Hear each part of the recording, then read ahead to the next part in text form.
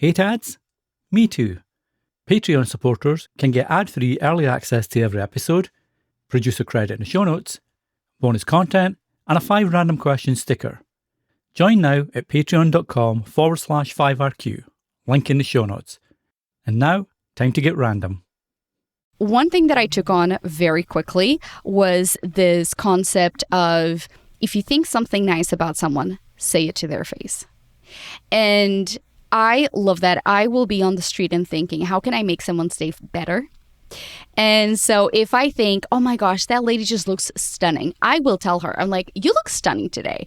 And the amount of people who are just like, oh my God, I really needed that today. I love that. Hi, and welcome to 5 Random Questions, the show with unexpected questions and unfiltered answers. I'm your host, Danny Brown, and each week I'll be asking my guests 5 questions created by a random question generator. The guest has no idea what the questions are, and neither do I, which means this could go either way. So sit back, relax, and let's dive into this week's episode. Today's guest is Ana Xavier. Ana is the founder of the podcast space and has coached impact-driven women, minorities, and multilingual businesses to 2 times listing engagement, secure sponsorships, and position themselves as industry leaders. Her practical approach and deep expertise, honed over 10 plus years in podcasting, radio, and digital marketing across Portugal, London, and the US, make her a sought-after coach and consultant.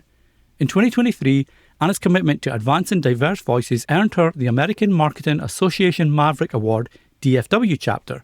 A frequent speaker and collaborator with global organisations, Ana delivers actionable insights to help podcasters turn their shows into powerful tools for influence and success. So Ana, welcome to 5 Random Questions. Thank you for having me. This is the first time I'm doing something like this, so I'm very excited.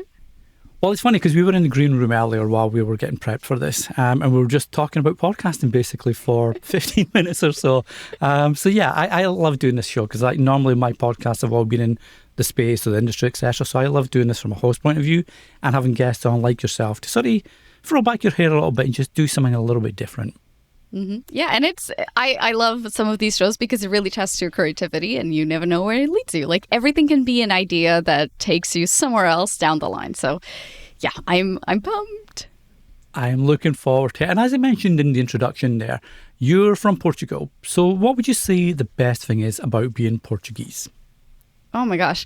The best thing about being Portuguese is being very authentic. Sometimes I find that people are like, oh, wow, like you guys are so big in community and like you really speak your minds. And I'm like, yeah, I mean, especially after living in the UK, I felt like people were beating around the bush and I'm like, just tell me what's going on. And people will be like 7 things that they loved and then eventually 20 minutes later tell you the thing that they didn't like. Whereas Portuguese people tell you 7 things they didn't like and under their breath, like the one thing that they liked. So it's definitely very different. But I think that like being really authentic and into community, those are like the 2 main things about being Portuguese that I think that's awesome.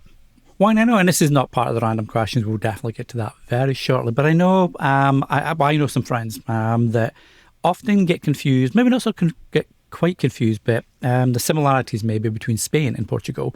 It's almost a shared language, but obviously not quite because Portuguese is its very own language. It's used in Brazil. Do you feel there's a connection there? Can you understand why people might feel and get confused if they don't know the real difference between, say, Spain and Brazil? Shut up, Danny. Spain and Portugal? Do you think, no, come on, you got to learn. You know, it's hard for me because actually I am from close to the Spanish border with Galicia, so 15-minute drive from the border. And I actually grew up watching Spanish television, and Spanish culture was really, really brought up in me because I watch not only the standard Castilian Spanish, but also the Galician channel. And so just as a joke, we would say that we had 5 Spanish channels on TV, like before, really like people were into cable TV. But and then only 3 Portuguese channels. So as you can imagine, we were consuming a lot more Spanish content. So I find that I am a little biased toward it. I think that Spanish people are definitely a lot more relaxed than Portuguese people.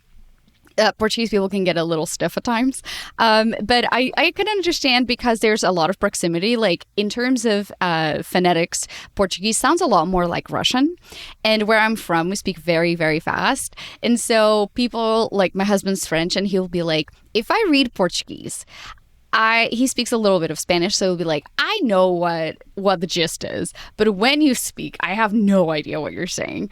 So in terms of culture, there's definitely a lot of interwoven. I mean, Portugal kind of created itself as one of the oldest countries in Europe, but the country itself didn't get formed until much later, because it's just kind of like, one, we got invaded by everybody. Two, it's just like up and down until the kind of like conquering towns and then going back and then losing it, just like crazy things happen. So there's a lot of shared culture. So I get it. And here in the US, actually, until 2020, people would be like, oh, Portugal, is that like an area of Spain? Is Portuguese like a dialect of Spanish? And then after 2020, people started getting really into Portugal, and they're like, oh my God, Portugal, I love Portugal, I want to go, or like, I've been. And it's so interesting because, like, food-wise, language, customs, like, I think that all of those things are shared, so I understand. But yeah, you wouldn't look at France and Italy and go, oh yeah, like they're the same, right? Like they have really strong identities.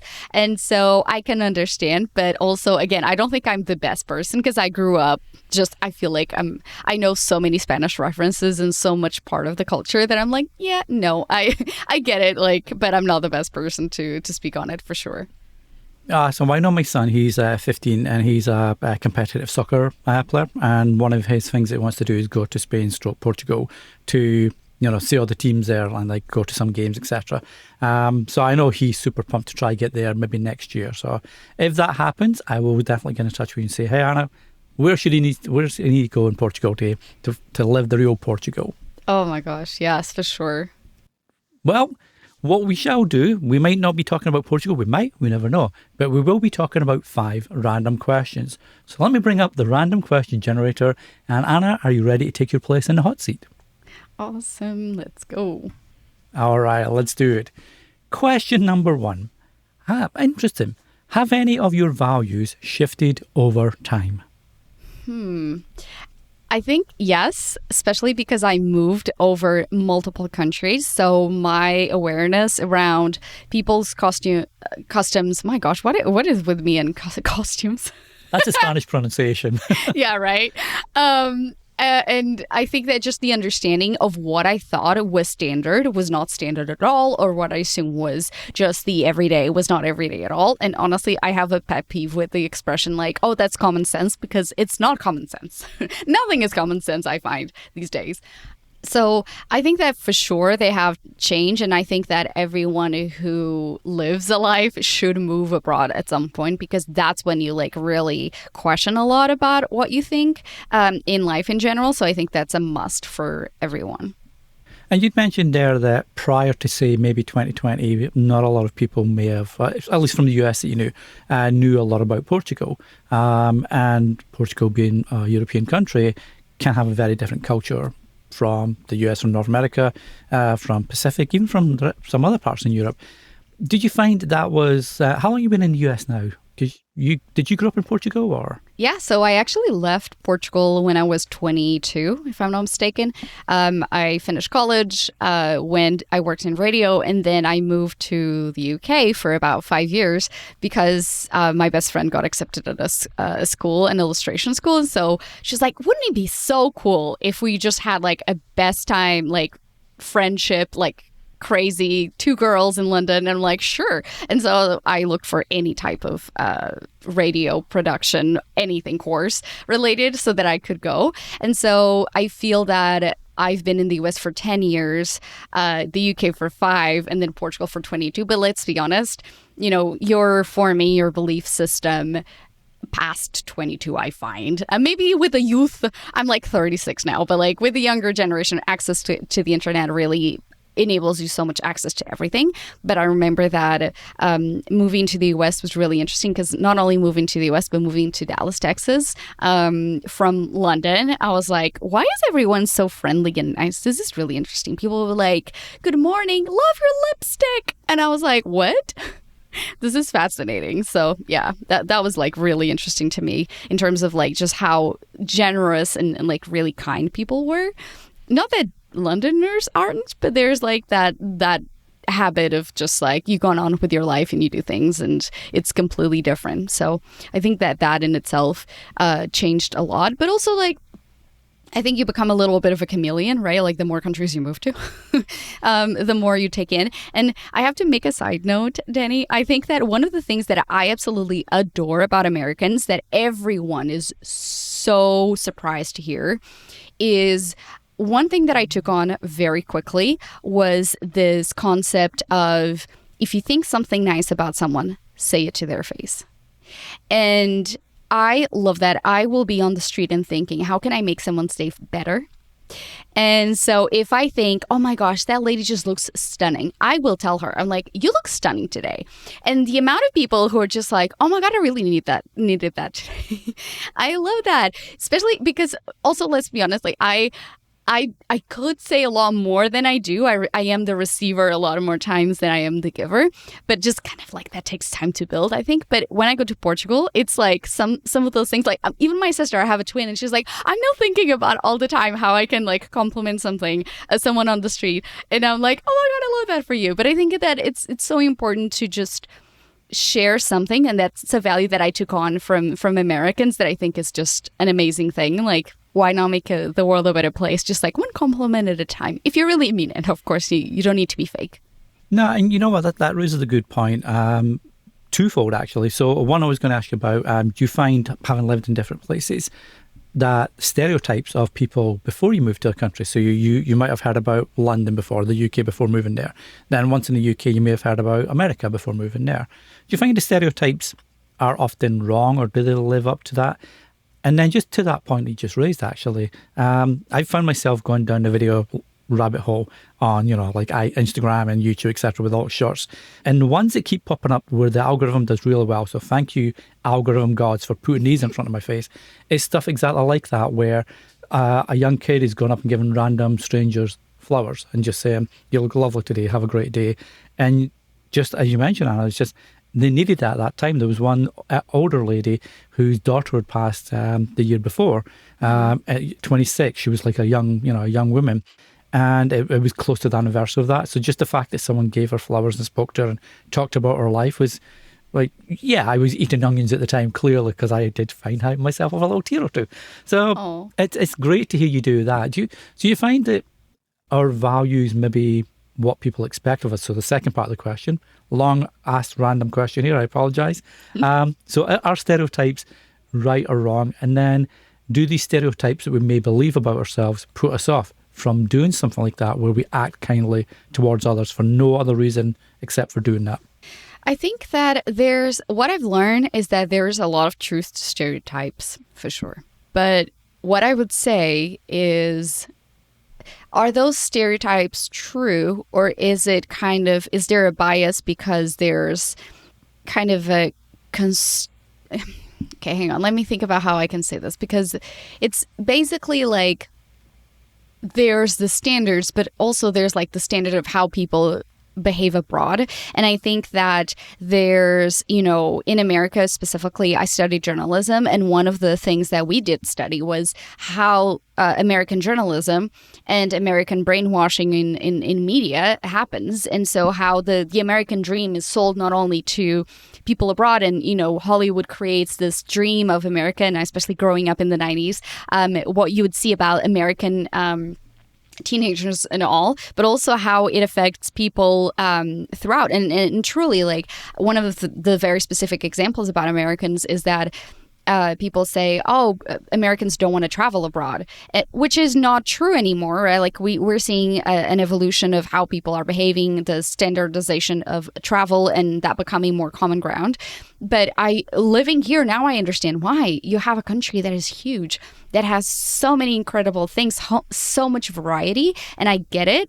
But there's this true nationalism, this national pride of like, there's so much to us that I I want to feel like I know my country well before I start visiting others. And I think that that's something that is nice. Like for instance, like Portuguese people do not have like national pride at all. We think everyone is better than us. But there is truth, like in general, I think that there's truth to most stereotypes. But that's when I think, like, is there a concept of like the people who would go abroad are one specific type of the population and that's only you interact with. So how are you consuming those ideas around the stereotypes around Americans? Because let me tell you, every single time I would talk to an American in the UK and in Portugal, tourists were always so friendly and so nice and very chatty. And I love that. I'm an extrovert. I have a problem. And so I'm like, oh my God, you chatty? I'm chatty. And so I would like love that about them. But then other people would perceive that as like, oh, they're so fake. And I'm like, I love that they're trying to actually make the most of a situation of like an encounter with a stranger. And so how you frame that, I think is super important. But also it's going to change because we live in a time where everything is more fragmented. The internet is very fragmented. And so you may have a perception of Americans and someone who has a different algorithm may have a different perception of Americans if that's the kind of content they consume and they've never met an American. So I think that that's something that for sure happens a lot and will happen more in the future. Yeah, I hear you. And I know like the interesting thing about stereotypes as well, often you only hear the worst version. So you hear that Americans can be loud, and where you mentioned, well, maybe they're just friendly. They're friendly and energetic and happy to see you and meet someone from a different country. And you get the stereotype of Canadians being nice, but I know a lot of Canadians that are dicks. So not personally, I know of them, just to clarify that. I don't hang out with horrible Canadians because that's what I am. But so it's just like, I feel it's easier. And we say that online as well. You mentioned it as well. We often see the worst of people, or we get pushed the worst because that's what drives clicks to news, articles and videos, etc. So it's great to see travel being embraced by more cultures or countries, if you like, from the standard ones that you normally expect. And again, to say that Americans or one particular country doesn't travel, because the US is a huge place. There's so much to explore there on your backyard, where you can drive there. Obviously, it'd take a long time. If you're driving from one state to another end, it can take a long, long time. But I hear you. So it's great to hear. And having met you in person as well, in the US, funnily enough, I think in either Washington or... Yeah, in DC. It was DC, yeah. So I can tell you're a very friendly, extrovert person, and that's all good. We need more of that in the world, so that's all good. Speaking of needing more in the world, let's have a look at question number 2. Okay, here's a nice easy one, I feel, Anna. Question number 2. What is something that makes you smile? So many things. It depends where I am, but my garden, whenever I go outside, I love gardening. I'm the classic creator. I love crafty things. I love gardening. I think it's such a fun thing, especially living in London for 5 years and not having a garden. I feel like moving to the US, I'm like, give me all the plants. And so it really makes me smile, especially seeing all the bees and all the pollinators. I'm like, oh, yay, look at things happening. I think that for me, especially working digitally a lot, most of my clients are virtual. And so to me, that connection to the real world is super important. And those little things do matter. I think that we can get really hung up on so much going in the world or the things that just, they're not working. And so to me, whenever I'm watering my garden, checking in on the plants, taking the dead leaves, to me, that's a huge thing. And one thing that makes me smile lately, though, another thing, I lose 1 and I'm 2. But I think to me is really looking for the positive lately and looking for gratitude and being an entrepreneur. I find that we move way too quickly to oh, we did this, okay, check, let's move on to the next thing, and really rejoicing in that moment. Yesterday I had an interview with one of my dream guests, Her name is Denise Duffel-Thomas. She's a money mindset coach from Australia. I've been listening to her podcast forever. And to be able to have her on the podcast, and we chatted for a total of 2 hours. And we had a great time. And to me, just to live in that moment and to remember that frequently, like, oh, wow, like she made the time to guest on a podcast, my podcast, one of the shortlisted, which is, great, but really remembering that as humans, we can set everything that we want to, and it's just a matter of time until we make it happen, or a matter of different strategy. And I think it's really good whenever you achieve something that you've been trying for a while and you go, my gosh, like I did that. Let me remember that, like mental note for future me. So I think that is like one of the things that we can really fight, negativity in the world, and kind of just as humans, our monkey brain is telling us like, we're all always in danger. I'm like, but look at this beautiful butterfly. Isn't it like wonderful the way it moves its wings, like little things like that. I don't know if you take those moments to kind of like appreciate things around you. Do you? I do, yeah. I do now. As I get older, and we moved. We used to live very close to Toronto, so we were in a fairly big city called Burlington. It's about 40 kilometres west of Toronto, I'm going to say. So it's really busy. We had a backyard, but it wasn't very big backyard, and we decided to move north before our kids got too older to try get back to that sort of, like you mentioned, nature, community, just fresh air. So we were very fortunate where we live now. It's a little village, 800 families tops. It's very small. Oh wow, that's small. It is small, yeah.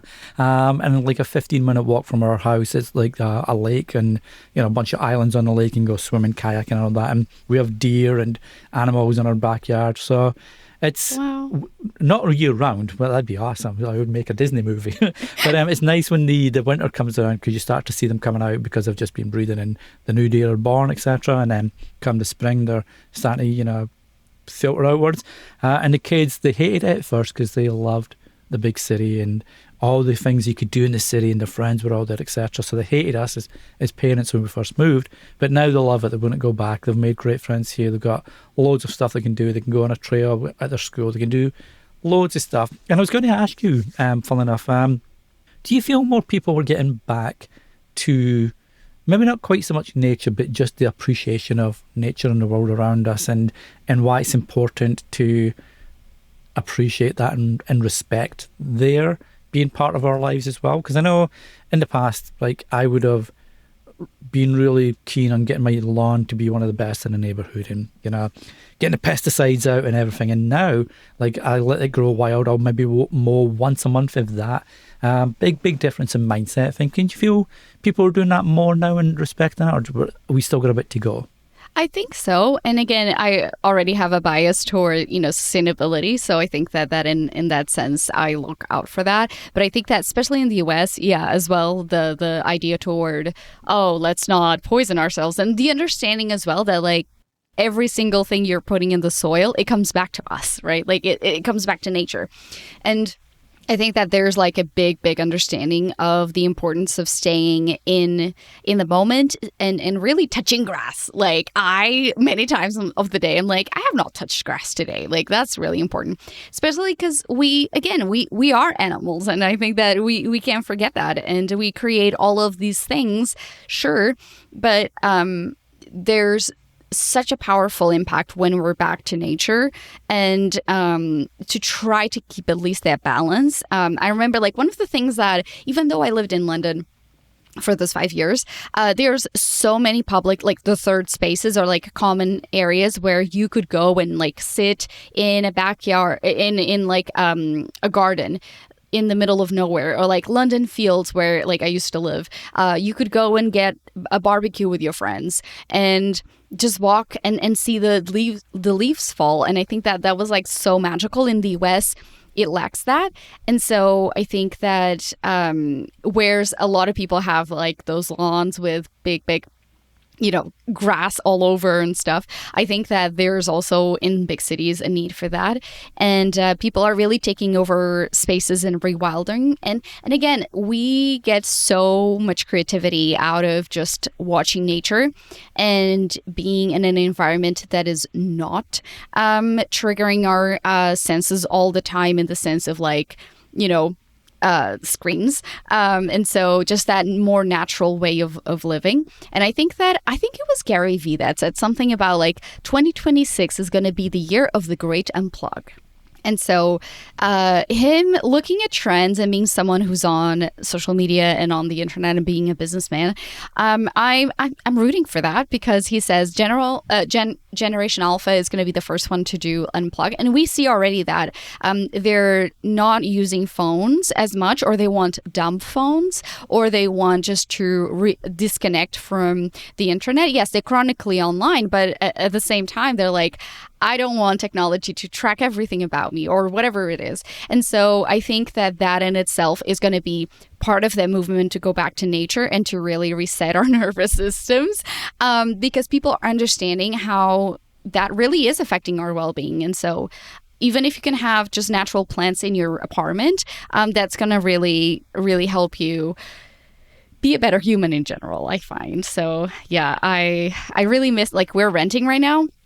And I asked the owners if we could build some garden boxes, and that was just so fun. And I got to grow so many more things here where I am in Arkansas versus Texas, because in Texas, it just gets too hot for too long. And so everything gets really crispy really fast. And so I was like, oh my God, I had 10 cucumbers in my fridge the other day. And I was like, I don't know what to do with all of these cucumbers. But I'm like, but I grew these babies. And I'm like, they're healthy. And you know what I mean? It's just another way to use our creativity and our skills and feel like we're doing something to take the load off, the chain system, the chain food system, or that we're eating healthier, or we have appreciation. I think that's the most important thing. It took me so long to grow those cucumbers. So I'm like, I'm going to eat all of them. So I think that it really triggers different parts of your brain, assumptions, and to go about those values, right? It really changes your values about how you see the world. So long-winded answer, but do you grow something?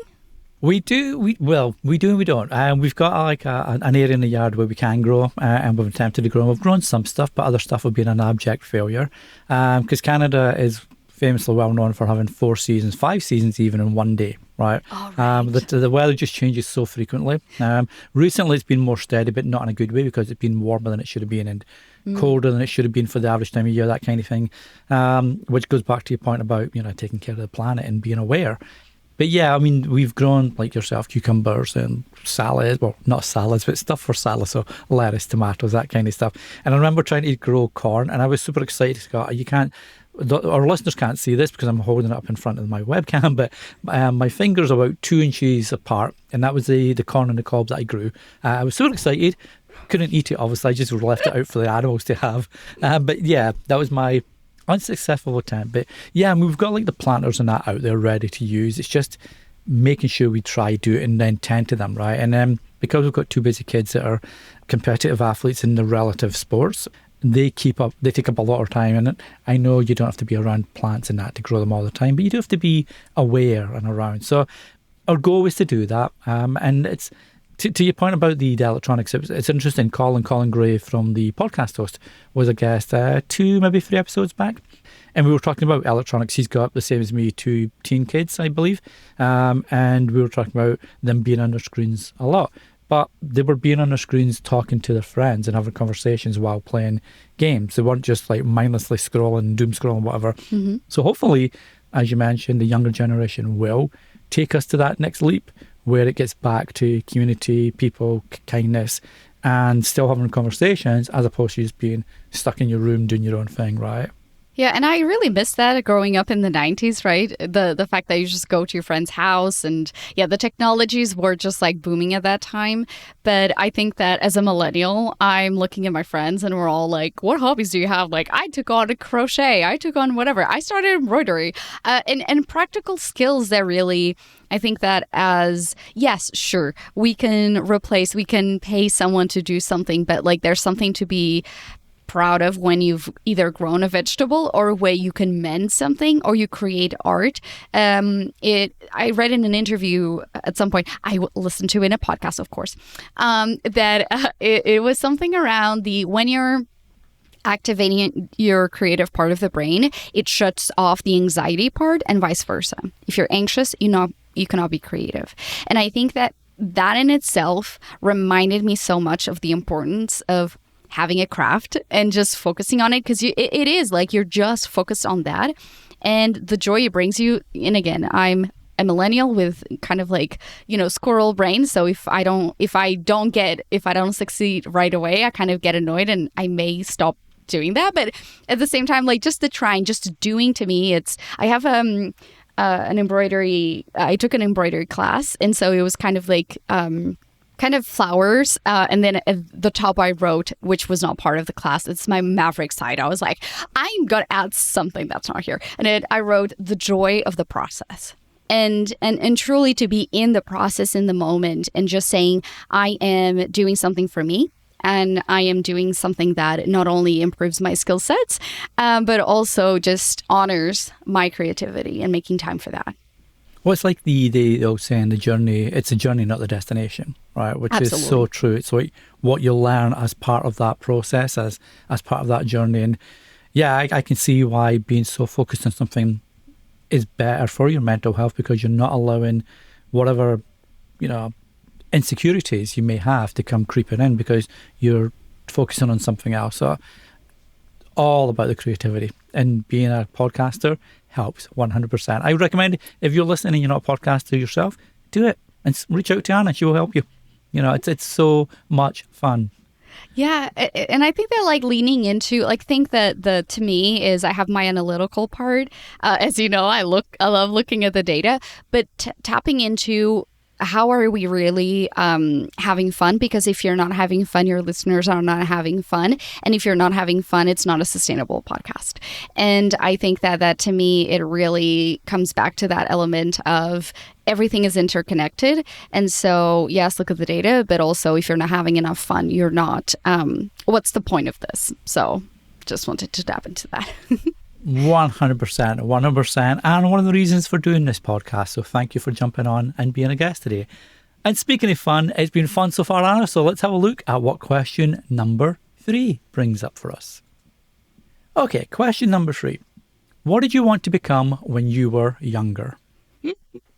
I always laugh at this question because I always remember this moment when I was in primary school.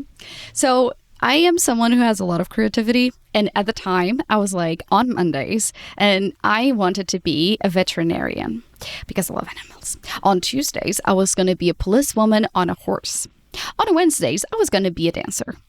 On Thursdays, I was going to be a gymnast. And then on Friday, I don't remember what I was going to be, but it was probably a teacher or something. And so it was always like random things, and then every year I would want to do different things, which is really weird. But again, I think just not everyone has that innate ability. But what then eventually, when it was time to what am I going for college, I was like, okay, I really like having conversations with people. I'm really curious.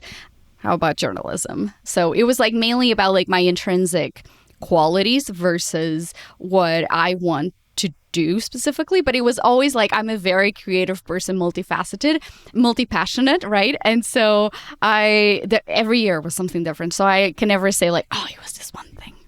What about you?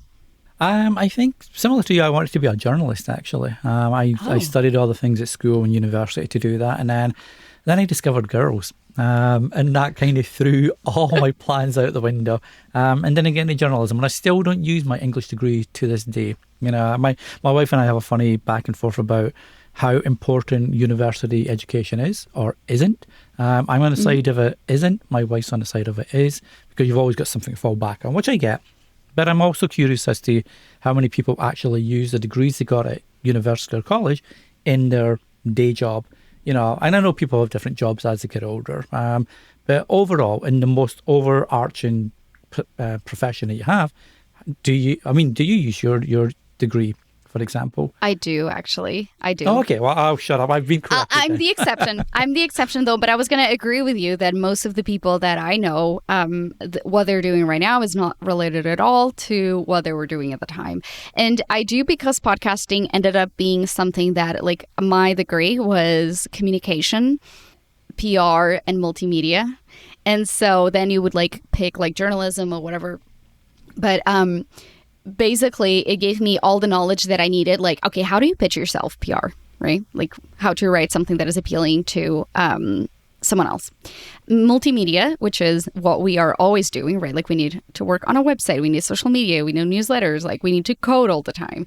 And then journalism, like I'm very inquisitive, like asking questions, having conversations, but also something specific that I love. Like I love designing information. I love design itself, and I love informing and educating people. And so I create a lot of infographics. And so actually, like I leverage every single thing that I've learned in college. But I hear, especially in Portugal, there's this thing where I keep hearing that because university has become like that thing that you have kind of to do. Like most people are like, oh, you're going to be a bum. Like people say this thing. So it's like, you got to go to college, obviously. And so there's these not as interesting, young people are not as invested in college anymore. And it's kind of a continuation of regular school. And so I was talking to a teacher of mine from college, and she was like, I had to tell parents to stop calling me because their children are over 18 and they need to stop controlling their lives, and students need to take accountability. And I was like, okay, interesting. So that made me think like, yeah, we need to reframe and restructure how college education is. We need to prepare people for what is coming in the job market and what they're going to be doing. And my course, for instance, was very, very practical. We started college and we started doing articles right away. And so I know that is not the norm for a lot of different colleges. So it really depends where you study. But I think it's the most way you make the most out of it, right? There's so many different ways. Like my sister, she loves studying. She has a PhD. After my bachelor's degree, I'm like, I'm out. I want to work. I want to figure out if this is for me, right? And so I think that what you make out of it. Well, it's interesting you mentioned about the different lessons that kids are getting now. Like when I was at school, many years ago, it was very much, English, art, mathematics, languages, PE, physical education, and that was it. Five lessons basically. And now, like my son and my daughter, they're doing coding, for example. They're doing like life studies. They're doing Indigenous studies, which is awesome. They're doing, trades and practicality on top of, say, coding, etc. So you've got that backdrop. You've got people coming in that are skilled, that are teaching, courses, etc. So it seems very much more driven towards life skills and what's in the workplace when you leave, as opposed to what's always been traditional, what you should have. I don't know, apart from maybe maths teachers or tutors, that would use trigonometry on a daily basis. Maybe that's showing my ignorance about mathematics. I never liked mathematics to start with. But it's interesting. Do you find, like, because you've been in different countries now, do you find the education system's a bit different as to what's taught or the approach and what people are doing now? I think that I'm 36, so sometimes I'm like, oh my God, I was in college for so long. I find that, for instance, when I was studying journalism, and every single thing that we do today was a no-no at the time. For instance, do not pick photos that make someone look bad. So someone like has their hair up or something, they're like, be honoring of their like image. Do not write clickbaity like titles, write truthful titles. Wait until you have whole stories. And then just like the advent of the internet changed that, for instance, in my industry. So I think that in itself, there's something to be said about how the internet probably changed a lot of industries in general. But I would say that definitely it is very different. I find that the American education system is insane. Both my husband and I, being both Europeans, we really see how American students are groomed to be outspoken, to have public speaking skills, and to speak their mind. And I remember when both of us were in college, we were like, we're such dorks. You know what I mean? Like, we're like, oh my God, I am so shy. Talking skills. So I think that it is incredible to see. And in the UK, I thought the education system was very, very different in the sense that there's just like different styles, I think. But I think that is important. One thing that I will say is important. My sister is neurotypical in the sense of like she's really good at goal setting. Her brain works in a very logical way. I have a very creative brain. I get distracted super easily. And I don't see things that are obvious. My imagination wants to run wild. And I remember when I was studying, talking about more like through like education in general, like the through line was before people were like, this is the one way you're going to learn. And this is the right way. And I get so annoyed at that because I think that everyone has different learning needs. And that's something that overall has evolved into let's provide accommodations to people who may have a different learning style. Let's not assume that just because their brain works differently that there's something wrong with them. That is the one change that I've seen across the board that I think is super important to be considered.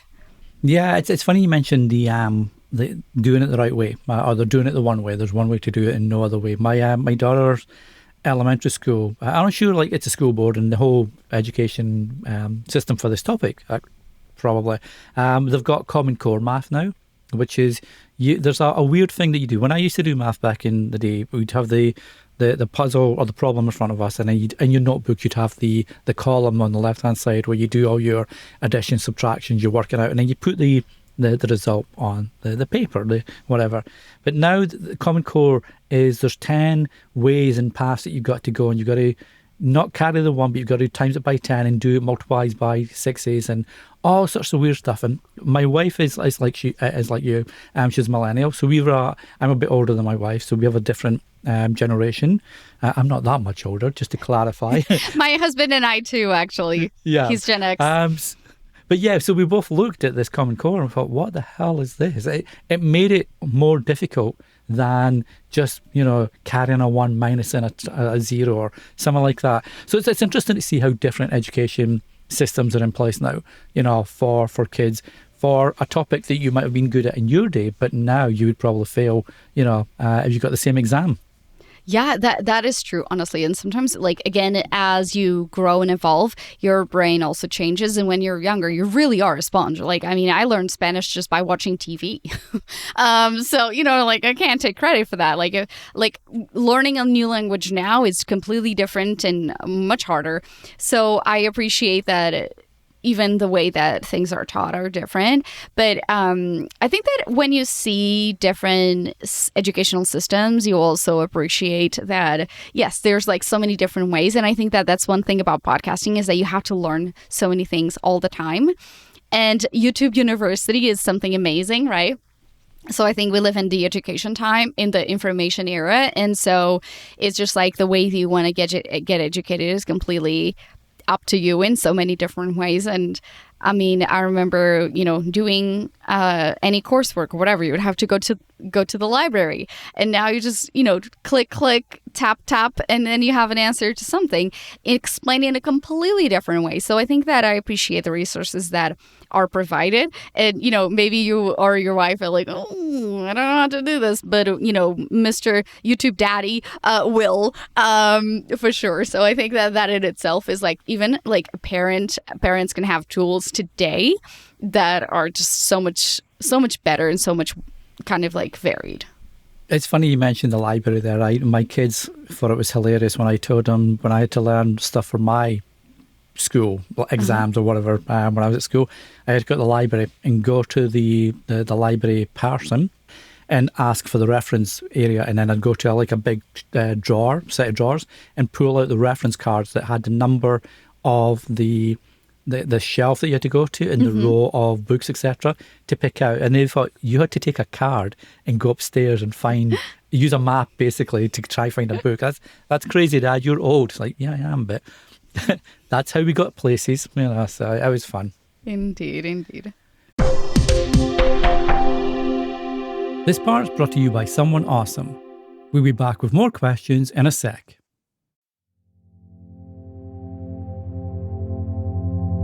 Martin here from Dad's Bedtime Stories, the podcast that takes your kids' wildest suggestions and turns them into bedtime adventures. Suggestions like, I want a story for robot summer camp where the robots battle. Or I want a story about a unicorn named Rainbow Dash. so if your kids want to fall asleep dreaming of wizards, dragons, planets full of living strawberries, or even a universe where kids battle with magical cards, then check it out.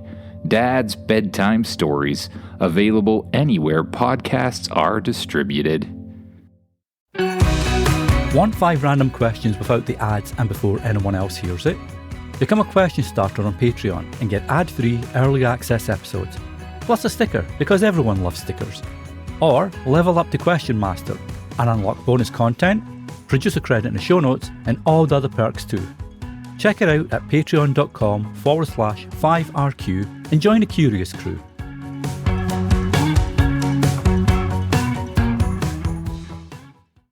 Well, speaking of not doing anything one particular way, the beauty of this show is we don't have to take any questions any particular way, well, except from numerically, 1, 2, 3, 4. So we're up to question number 4. Question 4, Anna. What is your favourite candy? I don't know. I really like, can I say chocolate, like Reese's Pieces? Indeed you can. Reese's Pieces. Reese's Pieces. See, I can't agree with that only because I don't like peanut butter. My wife's a huge peanut butter fan, but has that always been a sort of favourite yours from being a young girl, or is it something that's come along? Or? No, actually, I didn't like peanut butter pretty much. And then at some point in my life, it just changed. I think it was actually when I moved to the US, peanut butter and jelly sandwich, I guess. I tried it and I was like, this is the best thing ever. So yeah, it just actually, before I really liked Lion, the chocolate bar. That was really, that was the thing. And also American candies versus European candies. They're very different. So I think, I'm someone who will evolve and change in so many ways that maybe if you ask me in 5 years, I'll be saying something different. What is yours? Ooh, I would say probably Blackpool Rock. So from the UK, it's basically, I don't know how it would be described in the US, because I'm not sure if it's a European thing, or I think it's a very British thing, to be honest.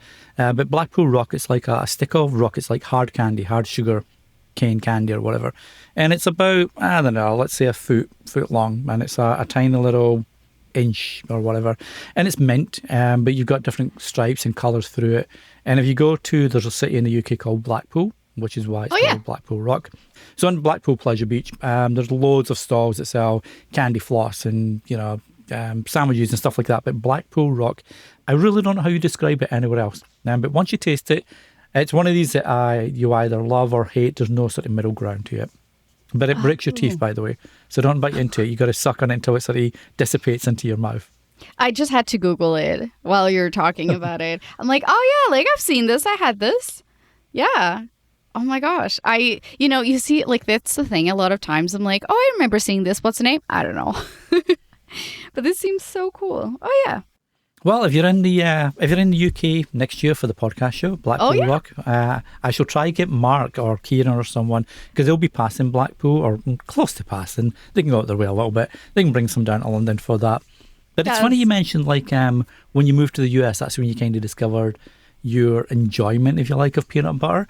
And you mentioned that you have peanut butter jelly or jam sandwiches.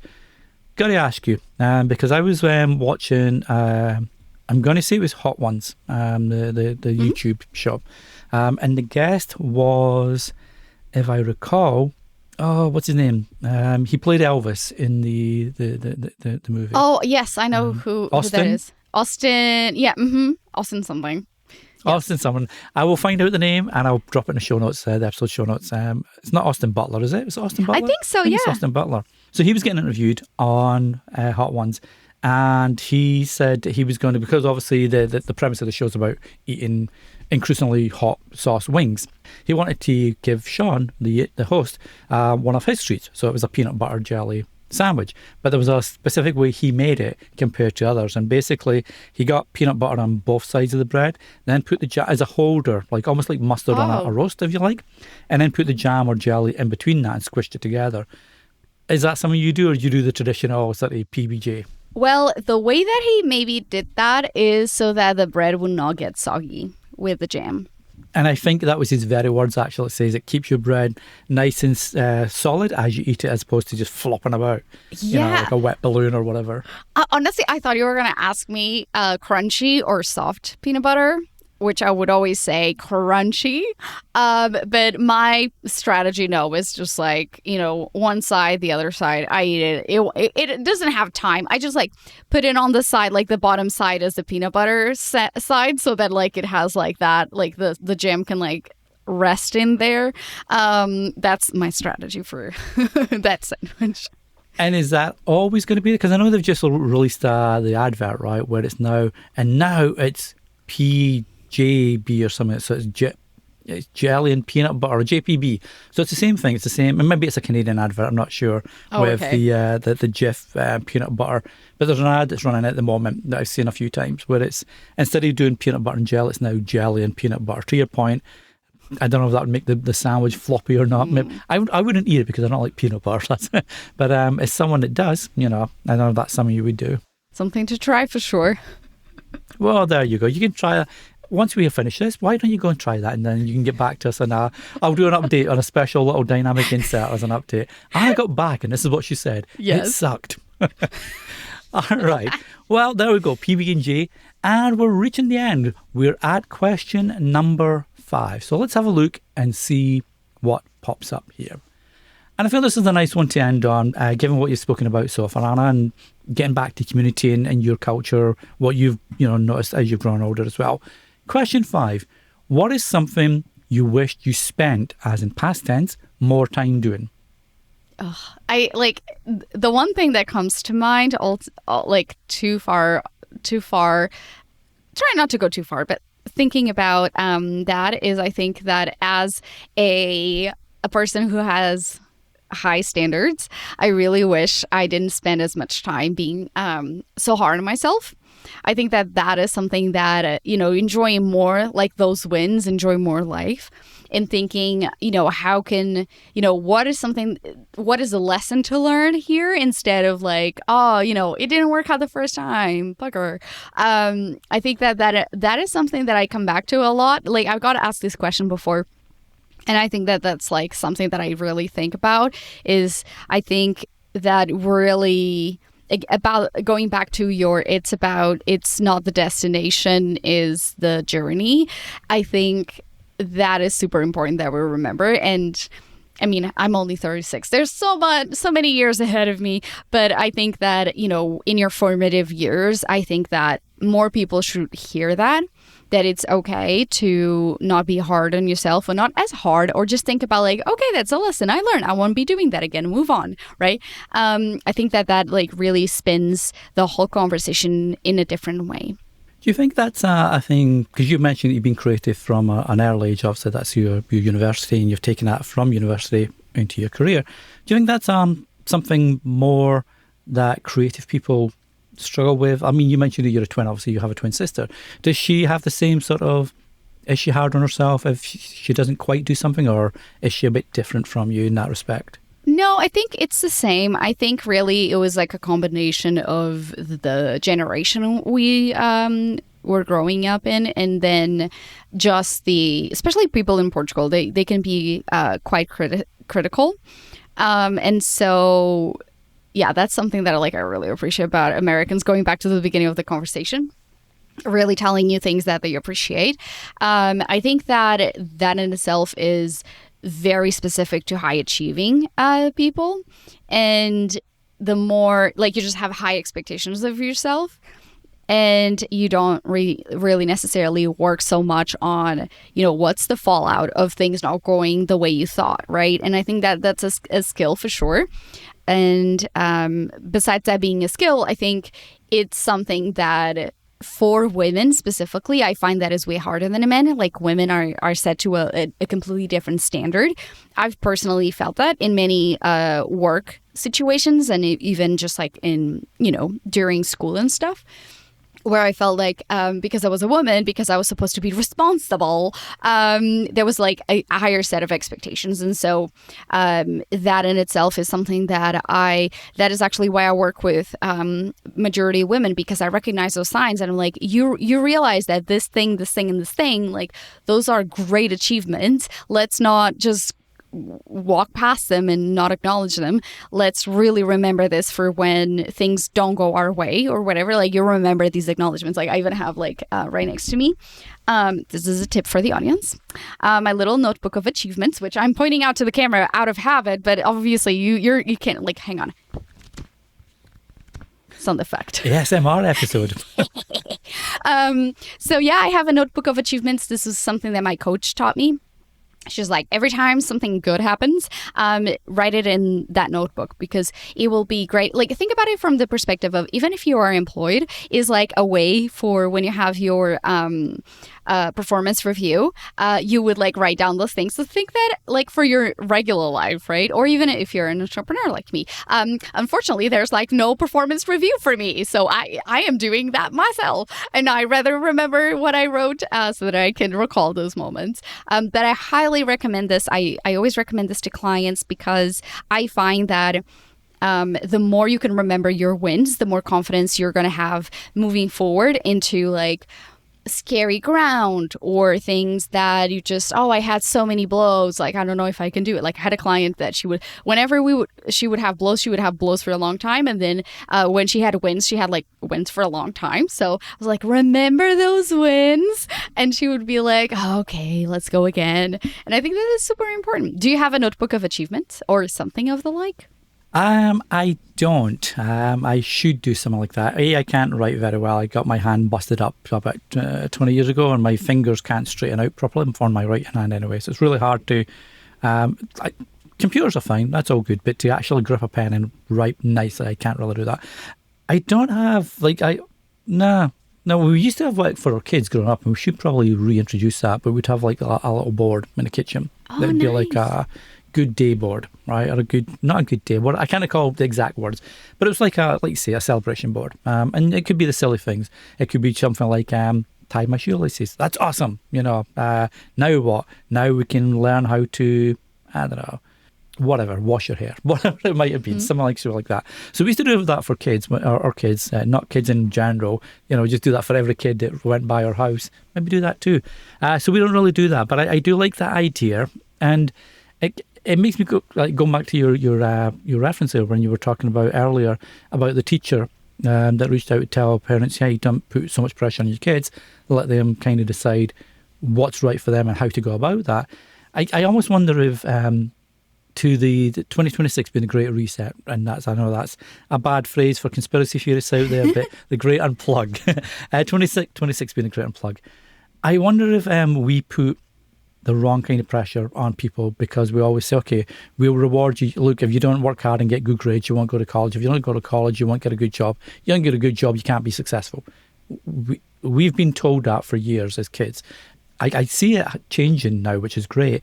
But I wonder if that's why we also, we need more of that as well to make things, better from that point of view.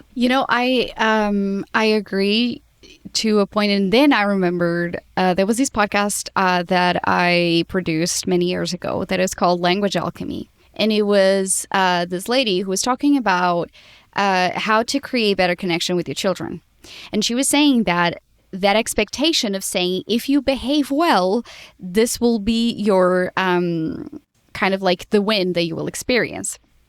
And the world does not reward you in that way. And so we are raising children, we're raising adults, right? To have that expectation that they're like, it's like a Pavlovian response, where it's like, do good and you'll see the reward. And the world is like, well, do good because you should care, right? Like no one is like, yay, participation medal. And so that is one of the things that really is messing up a lot of millennials, because the way that we were growing up was in that reward system. right? You're like, oh, that person did not go to school. They did not have good grades and they decided to drop out of college or whatever it was and then build their business, and look at them succeeding, and look at me who, like, I have maybe student debt or whatever. And, you know, I'm not where I thought I would be.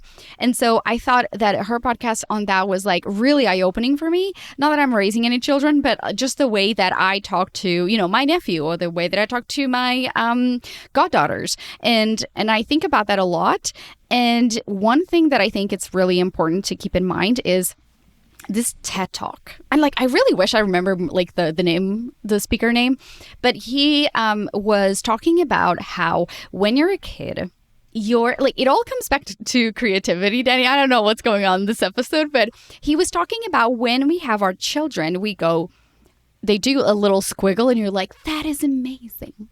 That's my next Picasso. And how at some point that stops being good enough. And then suddenly it's cringy and you're bad at like drawing, and you're bad, you shouldn't sing. When they're just like performing their creativity and they're just like expressing themselves really. And so why do we at some point say that squiggle that you drew is not good enough anymore? And so we should reward every single action regardless of the outcome, going back to the just focus on actual doing the thing. And so I think that in itself, if you listening as well have younger ones or you have adults in your life, remember to not laugh at those someone is trying to draw or trying to learn a new instrument. Really positively enforce that trial effort, and how, like, okay, like, you may not be the best, but like if you're having a great time doing it, let's empower each other. I'm like, oh my God, do you want to go draw squiggles in the park? Like, whatever, like just really enforcing the fact that you can do that. I think that's like, that was one thing that I was like, oh my gosh, I will keep that with me forever. I thought it was so good. I love that. And I think that's a perfect end to your time on the 5 random questions hot seat. So I thank you for taking part and sharing that example. And I'll try find that video actually, and I'll link to it. If I can find it, I will link to it in the show notes so you can check it out yourself. But Anna, as is only fair in every episode, I've had you in the hot seat for the last about an hour now. And it's only fair that I throw the question baton over to you. Okay, so I was thinking, what would be a good question for you? And I was like, from your podcasting journey, and I'm sorry, I'm going to throw you back to podcasting because then I think that would be fun. What is one thing that has happened that has surprised you because it has changed you on a personal level and you were not expecting? I would probably say, I think and I think it goes to a point you were talking about earlier, about acceptance of perfection not being required. You know, you're a lot of, and you've probably seen it in the space as well. A lot of podcast gurus say you have to have the perfect audio, the perfect video setup, the perfect production, the perfect equipment, all the super expensive stuff. Otherwise, you won't make it. You won't, be worthwhile listening to or watching, etc. And I bought into that, and I'd pore over editing and, is this the right question to ask, and research and all that. And it would suck the life out of the enjoyment of doing the podcast, where I got to the point, if it was a solo podcast, I was basically phoning the episode in. And if it was a guest podcast, I was getting to the point where I could hear myself listening back. I wasn't really focused on the guest. I was stuck to my questions and I wasn't really in the moment with my guest, listening and then going down a rabbit hole with my guest, as opposed to what had happened was, well, I've got bullet point 4, I should get back to that because that's what I need to ask.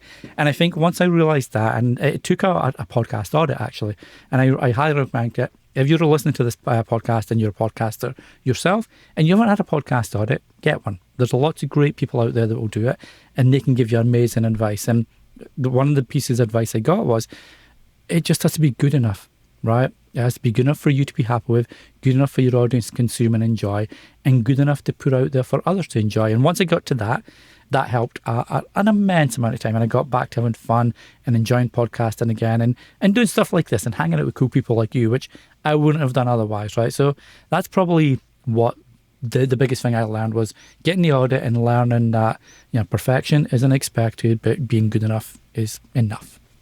I think I love that because it seems to be a trend because I work with podcasters, but I also work with peers. I get hired a lot by people who are like, I really appreciate your knowledge. I, have an audit or like I need coaching. And that is something that even happened to me. I lost the joy by trying to follow the best practices. And that is one thing that I see podcast experts come back to time and time again.